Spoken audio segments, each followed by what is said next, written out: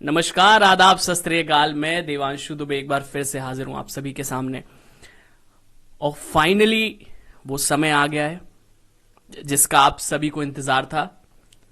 समय जो आपके सपने को वास्तविकता में परिवर्तित करने वाला है। शुरुआत हो चुकी है, एडमिट कार्ड रिलीज हो चुके हैं आपके। लिंक मैंने अपने टेलीग्राम ग्रुप पर आपको प्रोवाइड कर ही दिया है। ये सूचना आपको कई जगह से मिल चुकी होगी ऑलरेडी। इस वीडियो के माध्यम से मैं दो तीन चीजें इंपॉर्टेंट आपके साथ शेयर करने वाला हूं इस वीडियो के माध्यम से, और जरूरत पड़ी तो मैं इसके लिए एक और वीडियो लेके आऊंगा। मैंने देखा है कई बच्चों में बहुत ज्यादा पैनिक मोड क्रिएट हो चुका है। उनको समझ में नहीं आ रहा है कि सर हम करंट अफेयर्स कहां से पढ़े, हम जीएस सेक्शन कहां से पढ़े, हम कहां से पढ़े वो क्वांट्स की चीजें, इंग्लिश की वोकैब और रीजनिंग। आप एक चीज भूल रहे हैं इस पूरी प्रक्रिया में एग्जाम की।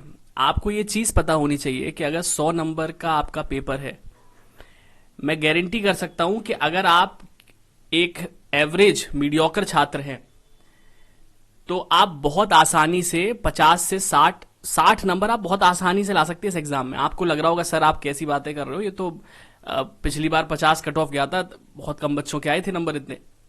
ऐसा नहीं है, आप समझिए। आपको ये चीज पता होनी चाहिए कि इंग्लिश,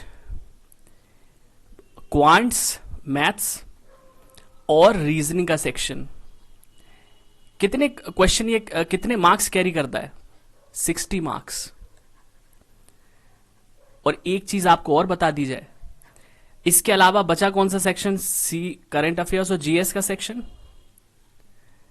ये कितने मार्क्स कैरी करता है? 40 मार्क्स। एक चीज समझना, आप जब एग्जाम होगा ना, आपकी जीएस और करंट अफेयर्स पे कितना भी कमांड अच्छा हो, एक बच्चा है जिसने डेली पिछले 6 महीने में 1-1 घंटा 2-2 घंटे दे रखे हैं करंट अफेयर्स की क्लासेस में, और एक तरफ आप हैं जिसने सिर्फ पिछले 15 दिन में कुछ चुनिंदा महीनों की करंट अफेयर्स कर रखी है, चुनिंदा टॉपिक्स की करंट अफेयर्स की पढ़ाई कर रखी है। जो अच्छा बच्चा होगा करंट अफेयर्स में, उसके मार्क्स आ रहे होंगे 15 से 20 नंबर इन दोनों सेक्शन मिला के। आपने चूंकि कम पढ़ाई करी है तो हो सकता है आपके नंबर आ रहे हो यहां पे 10 से 15 के बीच में। मार्जिन क्रिएट होगा मुश्किल से 5 नंबर का, 5 या 10 नंबर का। इतनी बात समझ में आ रही है? मगर जो वास्तव में होशियार बच्चा है, जिसको पता है टेक्निक एग्जाम निकालने की, मुझे एक बात बताओ, ये जो 3 सेक्शंस हैं, अगर आपने यहां से ही मार्क्स लूज करना शुरू कर दिया then you are out of the race शुरुआत में ही। ये तो स्कोरिंग है। अगर आपने इस 60 में से कहीं अगर आपने 50 प्लस फैच कर दिए ना, और करंट अफेयर्स जीएस सेक्शन में आपने 5-10 नंबर भी आपके आ गए, आप सोचिए आपके मार्क्स कहां होने वाले हैं। कोशिश करिए रीजनिंग में 18 प्लस जाइए, इंग्लिश में 16 प्लस, क्वांट्स 16-17 प्लस। क्वांट्स देखो, जब हम कहते हैं ना क्वांट्स टफ आया था पिछली बार, तो क्वांट्स टफ तब आया था जब 20 में से अटेम्प्ट गए थे, बच्चों के सही अटेम्प्ट गए थे 12 से 14, 12 से लेके 14 तक बच्चों ने क्वेश्चन सही किए थे जब टफ पेपर था। और जब हम करंट अफेयर्स जीएस टफ कहते हैं ना, इसका मतलब क्या होता है कि अगर करंट अफेयर्स के 20 क्वेश्चन है और मैंने कहा था करंट अफेयर्स टफ आई थी, तो इसका मतलब है बच्चों ने सिर्फ 5 या 6 ही क्वेश्चन सही कर पाए होंगे। अंतर देख रहे हो ना? मैथ के टफ जब हम कहते हैं तो क्या मतलब है? मतलब 12-14 तो आप तब भी सही कर लोगे ना। और कहीं अगर मैथ का थोड़ा सा लेवल ठीक ठाक ही आया, ज्यादा टफ नहीं आता है, और उसके बाद भी अगर आप कहीं 10-12 नंबर लेके आ गए तो क्या मतलब रह जाएगा? तो मेरा इतना सा कहना है कि आप इन 3 सेक्शंस पे, इंग्लिश, क्वांट्स और रीजनिंग पर मजबूत करिए पकड़ अपनी।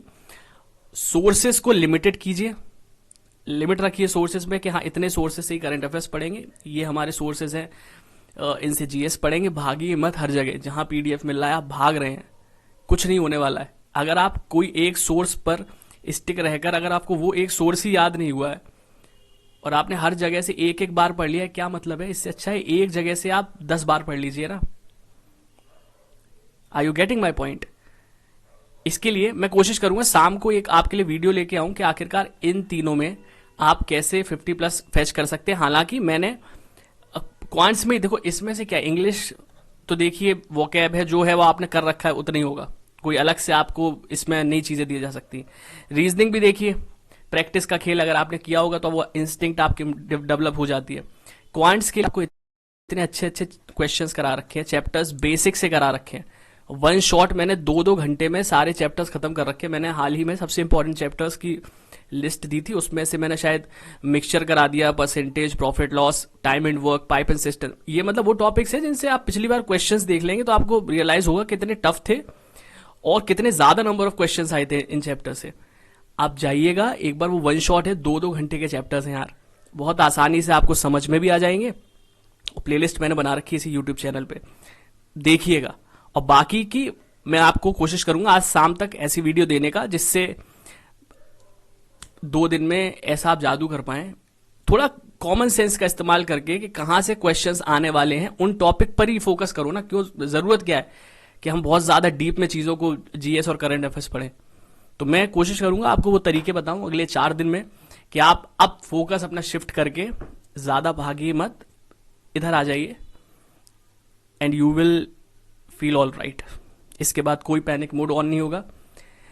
चलिए इस वीडियो को यहीं विराम देते हैं, आपके साथ मुलाकात होगी शाम तक। देखिए मैं कोशिश करूंगा एक नया वीडियो लाने की इस टॉपिक पर।